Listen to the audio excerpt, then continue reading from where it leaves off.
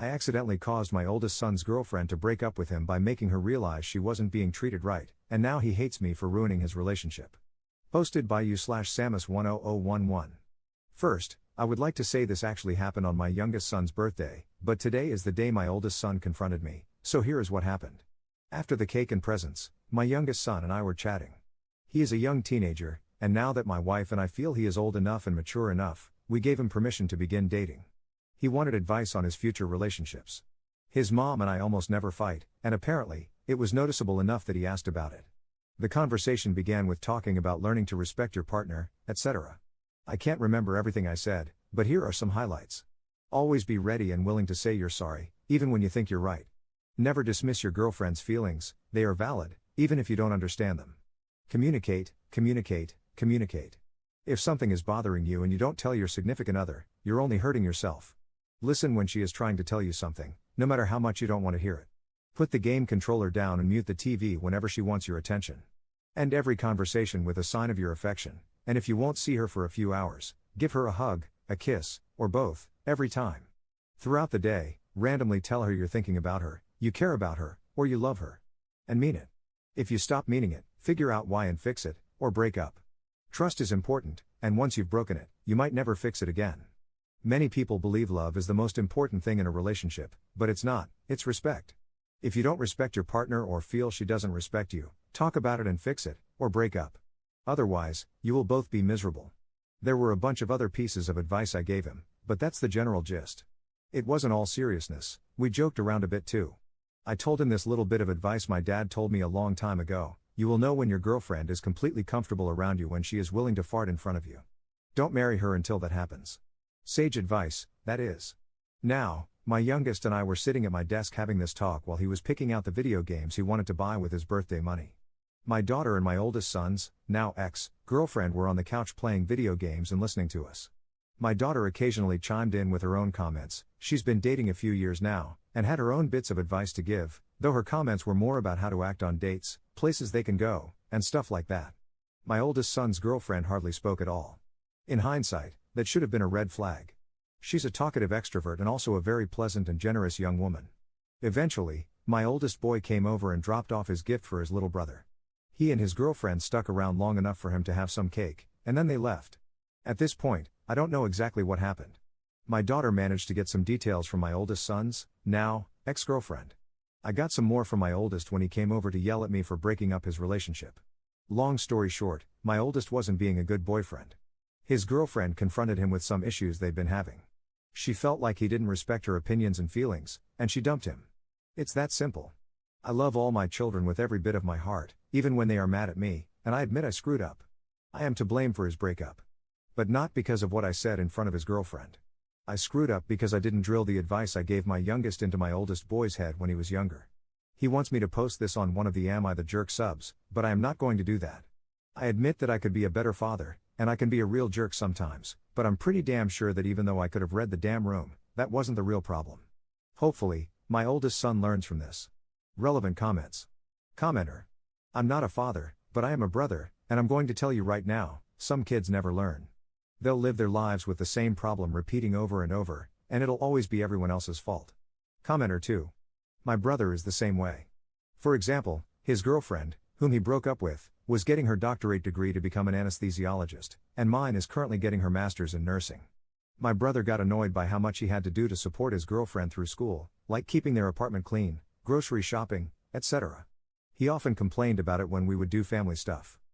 I get it to some extent, like, it is exhausting working my 40 to 50 hours a week, taking care of me and my girlfriend's pup, planning dinner, cleaning, and so forth, but I never tell myself, I have to do these things for my girlfriend. I tell myself, I get to do these things for my girlfriend. And it really changes my perspective on taking care of her through her masters. My brother asked me a year after he and his girlfriend broke up why I don't get sick and tired of doing a lot of the household stuff for mine, and I just responded, do you want the answer that will make you happy or do you want the answer that will make you uncomfortable? Love my brother, but he definitely needs some self-reflection a lot of the time. Commenter 3. Since your post makes it seem like he's reading the comments, I'm directing this to the oldest son. Dude, treat women well, not because their gender gives them any special status, but because they are human, and almost everyone deserves to be treated with human decency. If you are with a partner and you realize you aren't actually invested in the relationship, just be honest and break up instead of hurting them by stringing them along. If your sole reason for a relationship is that you just want sex, there are a lot of ways to get it if you are honest with your partners and a decent human being. Learn from this breakup and become a better partner so it doesn't happen again. And listen to your parents. It sounds like they actually understand what a healthy relationship looks like, and that is far too rare in this world to take for granted. Commenter 4. Also, to the son, from a woman, people don't always think of giving unsolicited advice because it often just bounces off until they are ready to listen. If you actually want to be a good boyfriend, you need to ask questions of people and you need to listen. You can't expect that other people will just teach you stuff in life if you don't ask. This goes for this and anything that may come in the future. Life is a lesson, but you have to seek out the answers yourself sometimes. I know you're upset that she dumped you, and you really want to take it out on your dad because he's the one who clued her in, but she was upset when she realized that you weren't treating her the way she should be treated. Obviously, she's learning about relationships too, and your dad's advice hit her head on. It's unfortunate, but you clearly are the one who wasn't treating her well and were at fault, not your dad. Your younger brother had the brains and observation skills to see that your parents had a great relationship and wanted to know more. That curiosity is what will make him a great boyfriend and eventually a wonderful husband. If you also want those things, listen to your mom and dad and don't be mad at them for not telling you this before. They couldn't have known how you were treating your girlfriend in private. Work on being a good person, and women will naturally flock to you. Keep your chin up. For me, I also looked at how men treated other people, for instance, the server at the restaurant. How do they treat people who are down on their luck, struggling, or different? I never went simply by how my boyfriend treated me, but how he treated everyone around him. As I mentioned, life is a lesson, and sometimes they are really tough lessons, and they hurt a lot. I'm sorry you had to go through this. Update 9 days later. I've had a few requests for an update, but life and its troubles kept happening each new day since my original post. I made some comments on the original post, but there were just too many to answer everyone and deal with the PMs people sent me. I'll try to answer the many and varied questions in this update. I'd like to clarify that my oldest son is a young adult and no longer lives in my home. He came over long enough to drop off my youngest son's gift, eat some cake, and left with his girlfriend. My daughter and youngest son are still teenagers. My daughter and my oldest son's girlfriend met through my son, but they are still friends even after the breakup. With that said, on with the update. After my oldest son and his girlfriend broke up, and he yelled at me for it, many things have been said, some things I didn't know were revealed, and some secrets were told. I gave my son a couple of days to cool off before I spoke with him. My wife tried calling a few times, but he wouldn't answer his phone, so I went over to his apartment. His roommate convinced him to let me in to talk. And we did. We also did some shouting, a bit of yelling, and hugged once as well. This is when I found out that my son got a job offer out of state a few weeks ago. It's part of an apprenticeship through his trade school. He is considering it, and this was one of the reasons for the recent tension between him and his girlfriend. She wanted him to stay here, where her family is, and he wanted her to go with him if he took the apprenticeship.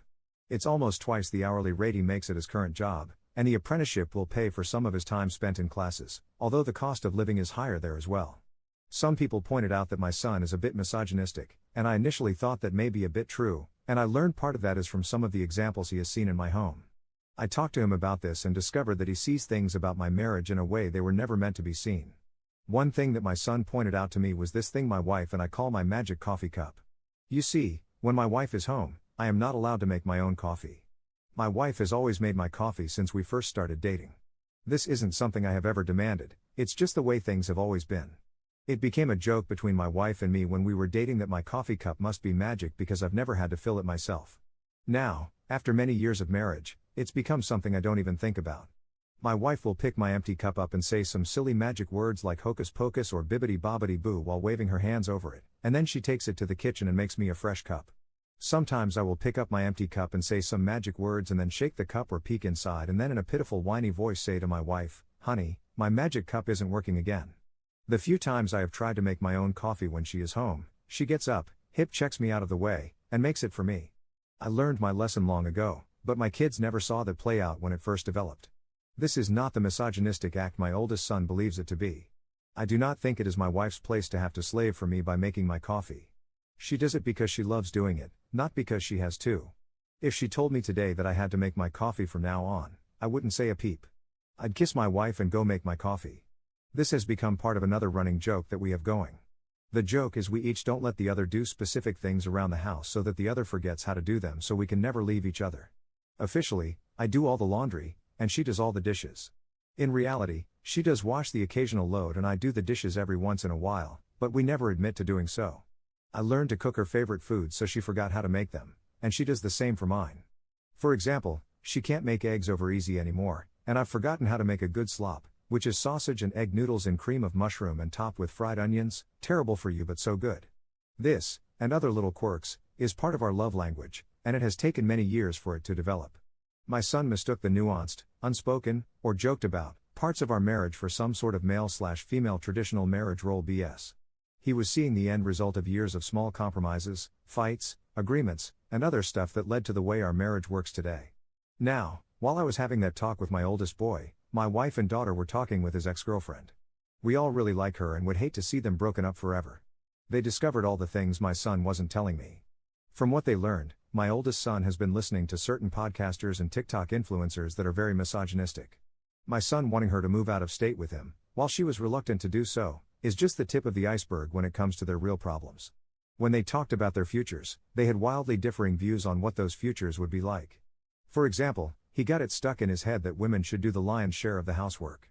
To be fair, doing the dishes seems like it takes a lot more effort than doing laundry, since most of the time is spent waiting for a dryer cycle to finish. But doing the laundry is more than just washing and folding clothes while watching TV or playing video games. It's changing the linens, changing out the towels and robes in the bathrooms, and changing out and cleaning the curtains around the home. None of my kids has ever had to put fresh sheets on their beds because I do it for them. My wife has done our bed maybe once in the last half dozen years. Laundry, like dishes, are monsters that you battle endlessly.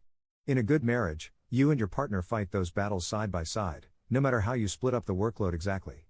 Anyway, I hate to see them remain broken up, but my son needs to grow up a bit before that has any hope of happening. I suggested therapy, though I doubt my son will look into it. He's at the age where he thinks he knows everything. He hasn't attained the wisdom to realize that no matter how perfect we think we are, everyone screws up, and sometimes the way we think is very, very wrong. Patrick, I love you, but you need to get your head on straight. Relevant comments. Commenter. Always love parents who say it like it is and don't make excuses for their kids' behavior, even if it means hurting their own feelings in the process. TikTok influencers like Andrew Tate regularly push out misogynistic videos that attract teens and young adults who are emotionally underdeveloped, using them to spread their own propaganda and make money.